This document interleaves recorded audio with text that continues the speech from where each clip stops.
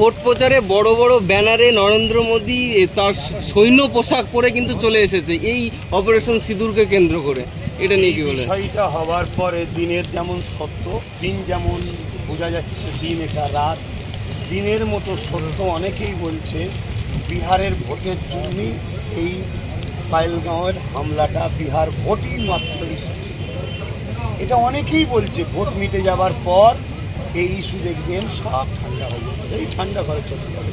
যেমন পালগাঁওলে এই পুলওয়ামালে কেউ আর আলোচনা করে?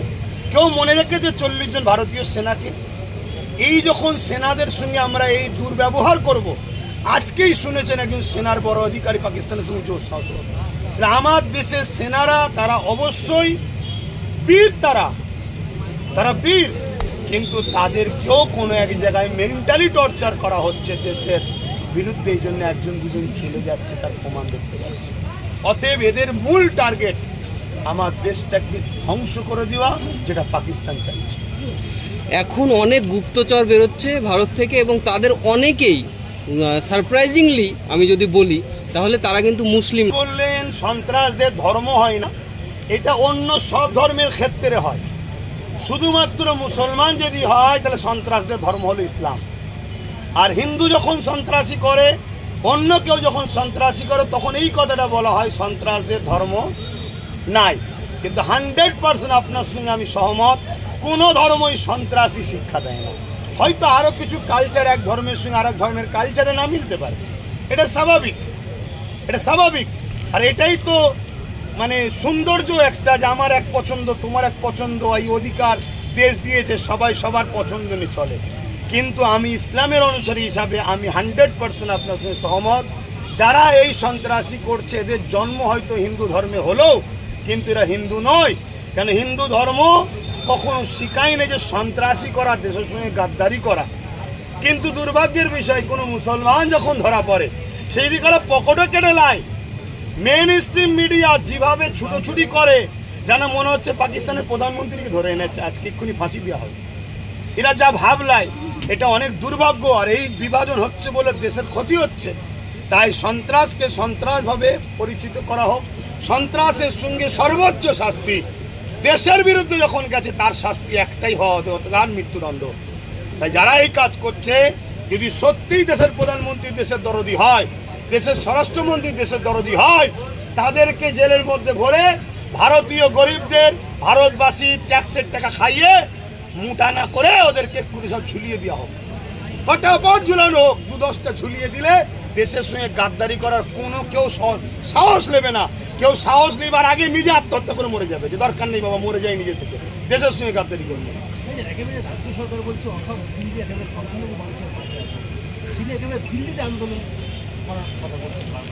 এর আগে রাজ্য সরকার যা বলেছে একটা সত্য কথা বলে। আনিস খানকে 1 সপ্তাহের মধ্যে বিচার দেবো দিয়েছে, তিলোত্তমা পুনের বিচার দিয়েছে, 10,000 মাদ্রাসা করেছে, মাদ্রাসা আলিয়া ইউনিভার্সিটি করেছে, ডবল চাকরি। আর কত বলবো? আমার শেষকালে নামাজ চলে যাবে, ওই মিথ্যা কথা বলছে। অতএব যা বলছে সব মুসলিম সমাজকে বোকা বানাবে বলে ইমামদের ডেকে একটা মিটিং করে সেটিং করার চেষ্টা করেছিল। তবে ধন্যবাদ জানাই, একটা বড় অংশের ইমাম কিন্তু এর মুনাফিকি, চিটিংবাজিটা করতে পেরে গেছে। তাই যাই নে, লাস্টে কি করবে? প্রশাসনের লোকেরা হাফ প্যান্ট পরা ইমাম ঢুকাচ্ছে, গলায় কি বলে, আমার হিন্দু ভাইদের যেটা জিনিস আছে ওটাকে আমি ছোট করছেন, তার পছন্দ, কিন্তু ইমাম তো পড়ে না, তাদেরকে ঢুকাচ্ছে। তবে মহিলা ইমাম দেখলাম আবার, এই সব দিয়ে কোনো রকম ম্যানেজ করতে চাইছে। কিন্তু দুঃখ, এ কথা যখন বলেছিল আশেপাশে অনেক তো মুসলমানদের নেতা ছিল, একটা কেউ বললো না যে পরক্ষণ মাইকলে যে আপনার জন্য বাংলায় লড়লাম, আপনি বলেছিলেন কলকাতার রেড রোডে পুরো দেশের মুসলমান বিপদে বললে আমি সাথে আছি, দেশের মুসলমান ছাড়েন, বাংলার মুসলমানের একটু সাথ দেন না, কিচ্ছু করতে হবে না, শুধু বলুন আমি তো বিজেপির দুশ্মন। উনি তো বলে বিজেপির দুশ্মন, তোরা বিজেপির বিরুদ্ধে বল, আমি যা ওয়াকাফ ঝেড়েছি এটা বলিস নি, এখন পরে বলবি, এখন তাহলে মিটে যেত।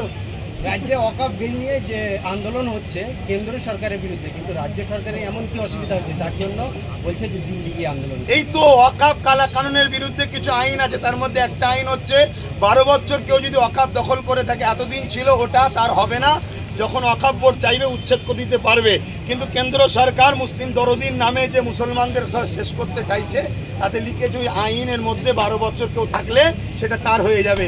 রাজ্য সরকার অলরেডি 75,000 বিঘে জায়গা দখল করে রেখেছে, তো রাজ্য সরকার 13 বছর সেটা দখল করে রেখেছে, চাইছে আইন লাগু হলে 75,000 বিঘে মুসলমানদের মসজিদ মাদ্রাসা কবরস্থানের জায়গা আমার, তো বিজেপিও খাবে আমিও খাবো, মিলেমিশে আছি, এটা হতে পারে।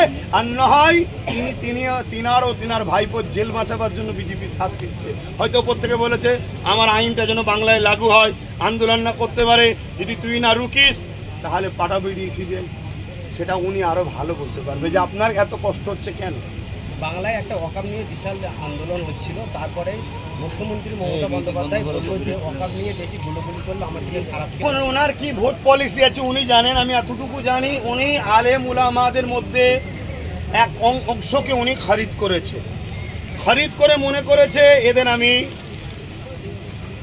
কি বলি ভাষায় বলি হয়তো আল্লাহ রসুলের থেকে বড় কিছু হয়ে গেছে। উনি জানে না যে 34 বছরে বাম শুধু একটা কথা বলেছিল মাদ্রাসায় জঙ্গি হয়, রাতারাতি ফিনিশ করে দিয়েছে, উনি জানেন না।